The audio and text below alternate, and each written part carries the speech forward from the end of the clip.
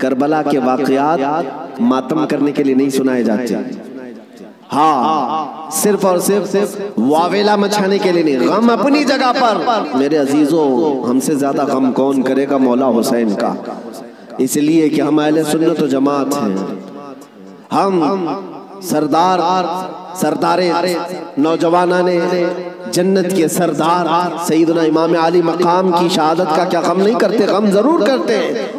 लेकिन आज वाक़याते करबला को सुनने वाले और बोलने वाले दोनों के लिए मैं आज एक बात बता दूं, सिर्फ और सिर्फ रोने धोने के लिए वाक़यात नहीं बयान किए जाते, बल्कि हर बुज़दिल को जवां शेर बनाने के लिए वाक़याते करबला सुनाए जाते। बल्कि मैं तो कहता हूं, अगर बयान करने का अंदाज, मैं तो मुकर्रिर नहीं हूं, मैं खतीब नहीं हूं, मेरे पास कोई अंदाज भी नहीं है, मैं तो अपनी गुफ्तगू करने का आदी हूं। लेकिन अगर सच्चा गुलाम हुसैन कोई मिंबर से बयान करे, देखना कसम रब्बे जुल जलाल की 80 साल का बूढ़ा भी तुम्हें 25 साल का जवान नजर आने लग जाए। उसका जज्बा जवान नजर आएगा मौला हुसैन के वाक़यात सुनने के बाद। मैं आपको बताता हूँ, सैयदना इमाम अली मकाम मक्का से निकल करके कूफा जा रहे थे। बहुतों ने मना किया आपको, लेकिन आपके सामने कूफा के खुतूत मौजूद थे। इत्माम हुज्जत के लिए आप तशरीफ ले जा रहे थे। बीच रास्ते में कूफा का गवर्नर उबैदुल्लाह इब्न ज़ियाद, हुर बिन यजीद, ये नाम याद रखें, हुर बिन यजीद रियाही को 1000 का लश्कर देकर भेजा कि हुसैन का रास्ता रोक लो और उन्हें कूफा की तरफ आने ना दो।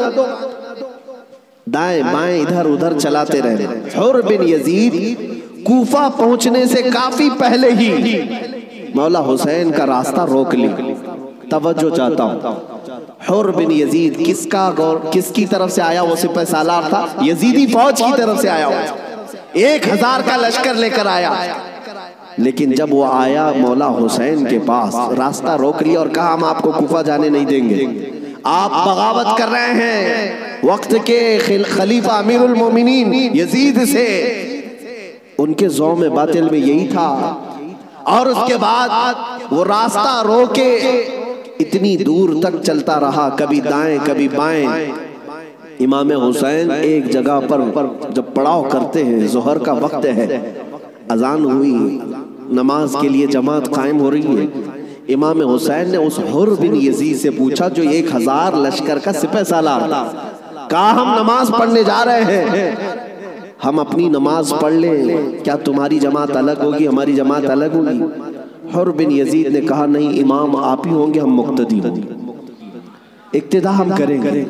इमाम हुसैन मुसल्ले पर है, रास्ता रोकने के लिए जो आया है यजीद का सिपह सालार, वो इक्तिदा कर रहा है, 1000 लश्करियों के साथ इक्तिदा कर रहा है। जोहर में भी, असर में भी, मगरिब में भी, इशा में भी कंटिन्यू जो नमाजें होती हैं, नमाज इमाम हुसैन ही पढ़ाते हैं। और रास्ता रोकने के लिए आया हुआ यजीद का सिपह सालार इक्तिदा कर रहा है।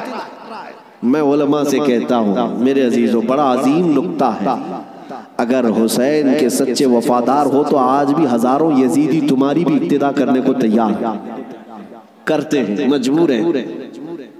अगर सच्चे हुसैनी बन जाओ तो इक्तिदा तो होगी। लेकिन जो बात मुझे अर्ज करनी है वो ये है, रास्ता रोका और उसके बाद फिर पैगाम आया कि इमाम हुसैन को कूफा की तरफ आने मत देना, किसी और रास्ते की तरफ ले जाओ। किसी और रास्ते की तरफ वो जबरदस्ती ले गया। फिर वो मैदान आया जिसको करबला कहा जाता है। इमाम हुसैन वहां उतर गए और ऐसी जगह पर आपको उतारा गया जहां पानी ना मिले, दरिया के ऊपर सारे यजीदी फौज का कब्जा। अब सुनिए, मुहर्रम का महीना है, 7वीं आ गई, 8वीं आ गई, उसके बाद ये सुलह मुसालहत की भी बातें चलती रही। इमाम हुसैन ने पैगाम भेजा था उबैदुल्लाह इब्न ज़ियाद को, 3 ऑप्शन दिए थे, कोई कबूल कर लो, लेकिन वो जालिम आपके खून के दर पे थे, माने नहीं। 4000 का लश्कर देकर भेजा, फिर उसके बाद तकरीबन 15000 का लश्कर देकर भेजे, 15000 या 16000 का लश्कर देकर दोबारा भेजा। अब ये 9वीं मुहर्रम आई है, तवज्जो चाहता हूँ, 22000 का लश्कर। इमाम हुसैन ने खुतबा दिया कि मैं तुम्हारे पास जंग करने की नीयत से नहीं आया, तुम मेरी अजमत नहीं जानते। मैं फातिमा ज़हरा का बेटा हूँ, हैदर कर्रार का नूरे नजर हूँ, रसूलुल्लाह का नवासा हूँ, मेरे खून से अपने हाथ रंगीन न करो, उन पर कोई बात असर न करे। उसके बाद हुर बिन यजीद जो 1000 का लश्कर लेकर सबसे पहले रास्ता रोकने आया था, वो यजीदियों के पास आया और कहा उनकी एक बात तो मान लो, वो जंग करने नहीं आए, अगर वो सुलह चाहते हैं तो खत्म कर देते मामला। लेकिन यजीदी फौज के जो बड़े सिपह सालार थे, अम्र बिन साद या शिमर, इन लोगों ने कहा ऐ हुर, तुझे मुसालहत करने के लिए नहीं भेजा गया है, तुझे फौजी बनाकर भेजा गया, लड़ना है तो हमारे साथ लड़ो, वरना यहां से दफा हो जाओ।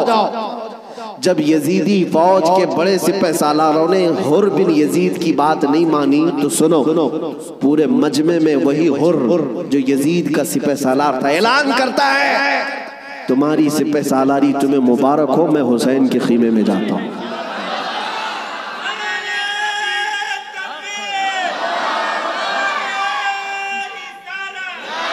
तवज्जो, हुर बिन यजीद ने कहा मुझे अब नजर आ रहा है कि हक और हक्कानियत हुसैन के खीमे की तरफ है, मुझे जाने दो। उन लोगों ने कहा तुम जा सकते हो। हुर बिन यजीद को पता था हुसैन के साथ जाने का क्या अंजाम हो सकता है। 22,000 का लश्कर जर्रार है और इधर सिर्फ 80-82 लोग हैं। ऐसे वक्त में एक छोटी जमात का साथ कौन दे सकता है, जहां भारी भरकम लश्कर सामने मौजूद हो। मेरे अजीजों, एक छोटी जमात का साथ सिर्फ वही दे सकता है जिसके सीने को मौला हिदायत के लिए खोल देता है। मैंने देखा है मुसीबतों के वक्त कौन हमारे साथ खड़ा होता है। लोगों की नजरों में बहुत बड़ी बड़ी हुकूमतें होती हैं, अरे बहुत सारे लोग तो डर जाते हैं इनके साथ खड़े हो जाएं, फोटो में आ जाएंगे तो कल केस हमारे ऊपर भी हो जाएगा।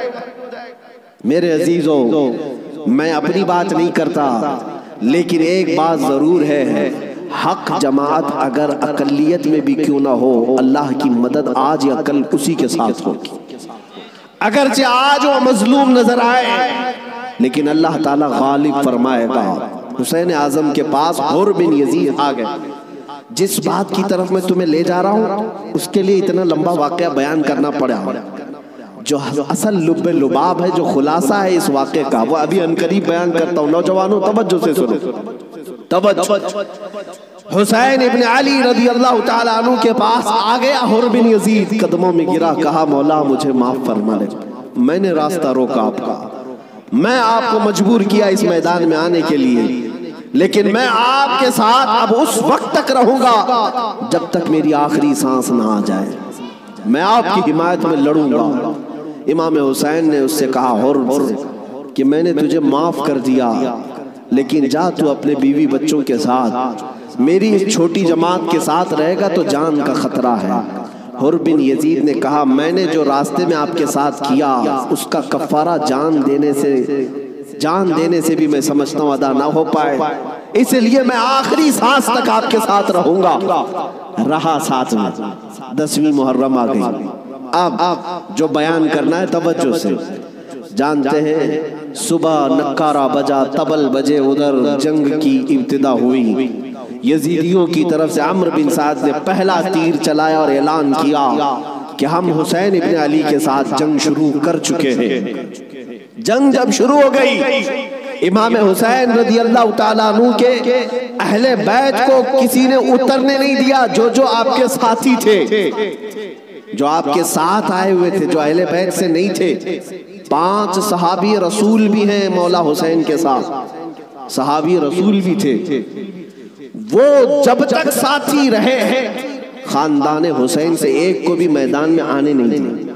और जानते हैं इस मैदान करबला में पहले उतरने वाला कौन था? वही हुर बिन यजीद। और किसकी जानिब से? इमाम हुसैन की तरफ से। एक बात मौला कदीर और जब्बार की तुम्हें समझना पड़ेगा, अगर वो हिदायत देने पर आए तो कुफ्र की तागूती ताकतों में से भी किसी को हिदायत देकर के उसको पासबाने इस्लाम बना सकता है। और कभी गुमराह करने पर आए तो काबा के करीब रह करके भी कोई गुमराह हो सकता है। हाँ, ये बात समझ करके चलो। जब मौला ताला हिदायत देता है, हमने यहाँ पर भी देखा है कि बाबरी मस्जिद को शहीद करने वाले आतंकी बहुत सारे थे, लेकिन हमने बरसों बाद एक शख्स का नाम सुना था कि वो दायरा इस्लाम में आया और नमाजी भी बना, पाबंद भी बना, दाढ़ी भी रखा, बल्कि तबलीग इस्लाम भी करता रहा, तबलीग इस्लाम भी करता रहा। और वो ये कहता रहा, एक जमाना वो था जब मैं हथौड़ा लेकर के गुंबद को तोड़ रहा था, लेकिन आज एक जमाना ये है कि मेरी पेशानी हर जगह सजदा इलाही के लिए झुक जाया करती। मौला जिसको जहां से चाहे हिदायत अता फरमाए। हुर बिन यजीद इमाम हुसैन की तरफ से पहले मैदान में उतरने वाले। अब मैं आता हूं उसी बात पर जिसके लिए मैं इतना लंबा वाक़या आपको सुनाया। मुकाबला दूबदू था, एक के बाद दीगरे मुकाबला था। हुर बिन यजीद जब घोड़े पर सवार होकर मुकाबले के लिए आया तो यजीदियों की तरफ से पहलवान आते रहे, सिपाही आते रहे, मुकाबला करते रहे। ये तन्हा हुर बिन यजीद का मुकाबला सुबह से लेकर के दोपहर तक चलता रहा।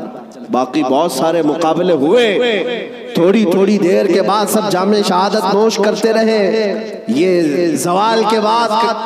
लेकिन हुर बिन यजीद का मुकाबला सुबह से चलता रहा। और मैंने जब तारीख में ये बात पढ़ी तो मुझे हैरत हुई कि तन्हा हुर बिन यजीद अकेले घोड़े पर आया और यजीदियों से एक के बाद दीगरे लड़ता रहा। घंटों के मुकाबले के बाद जिन लोगों को हुर बिन यजीद ने मारा था उनकी लाशें गिनी गई तो 120 लाशें पड़ी हुई थी। यही बात मुझे करना, यही बात मुझे करना। तन्हा एक हुसैनी 120 को मार गिरा सकता है करबला के मैदान में। तुम सिर्फ ये सुनते हो कि हुसैन आजम के बच्चे शहीद हो गए, लेकिन हुसैनियों ने जिनको काटा है वो क्यों नहीं सुनते? वो कम नहीं थे, बहुतों को फना फिन्नार किया। अब जो बात कहनी है वो ये है, हुर बिन यजीद खानदान हुसैन से नहीं है, अहले बैत से नहीं है, अंसार में से भी नहीं है जो साथी वहां से आए थे, बल्कि एक दिन पहले तौबा करके हुसैनी बना तो दूसरे दिन की ताकत का हाल ये है।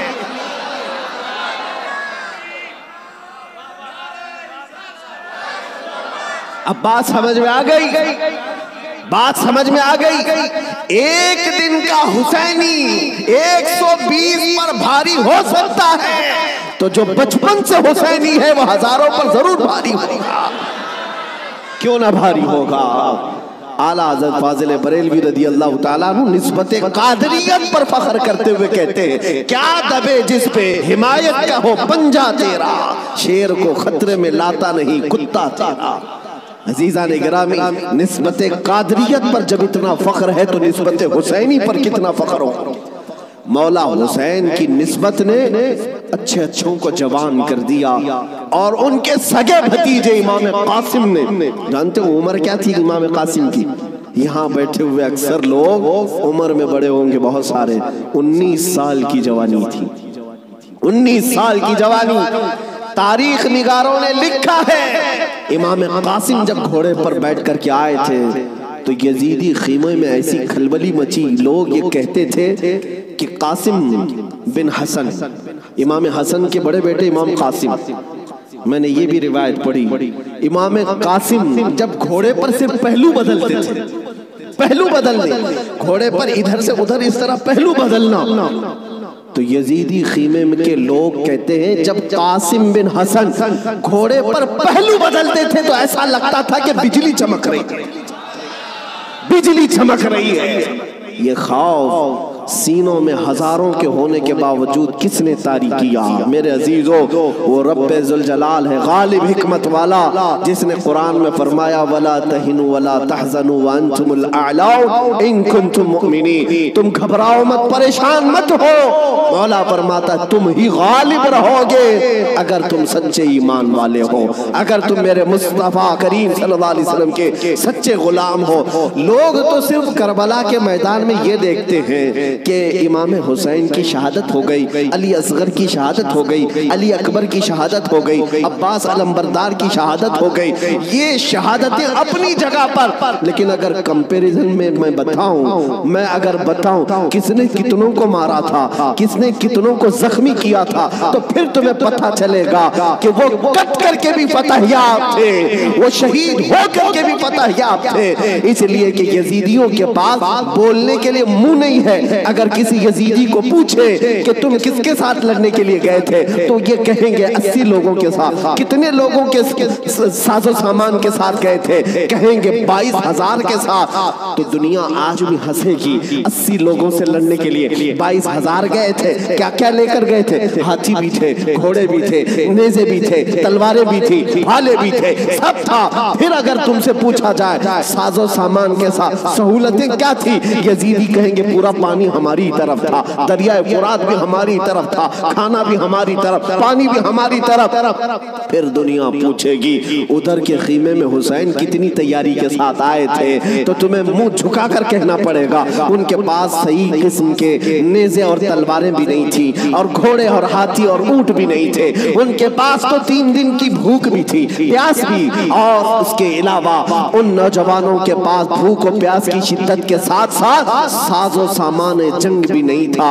तब दुनिया आज भी कहेगी भला इसको जंग कहते हैं, भला इसको मुकाबला कहते हैं। वो हुसैनी अगर तुम्हारे साथ मुकाबला ना भी करते, तब भी क़यामत तक हुसैन की फतह का परचम लहरा रहा होता। लेकिन आज दुनिया ये देख करके भी कहती है, चलो तख्त और ताज के मालिक होने को अगर आज दुनिया ये कहती है, ताकत वाले फतहयाब हैं, हुकूमत वाले फतहयाब हैं, तख्त वाले फतहयाब हैं। तवज्जो से ये बात मैं आज जिम्मेदारी के साथ कह रहा हूँ। कल को अगर मुझे कोई फांसी पर चढ़ाए, कल को अगर मुझे कोई गोली मारे, तो ये बात मेरी याद रखना मेरे अजीजों, जालिमों की हुकूमत ज्यादा देर तक नहीं चलती।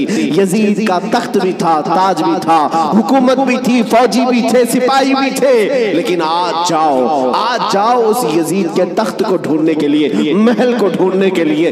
दिमश्क आज भी मौजूद है, मुल्क शाम आज भी मौजूद है। दिमश्क अगर जाकर के लोगों से पूछोगे वो तख्त कहाँ है जहाँ से हुकूमत की जाती थी, यहाँ से बैठ करके करबला के रेगिस्तानों में खून बहाया जा रहा था, यजीद कहाँ है, तख्त कहाँ है?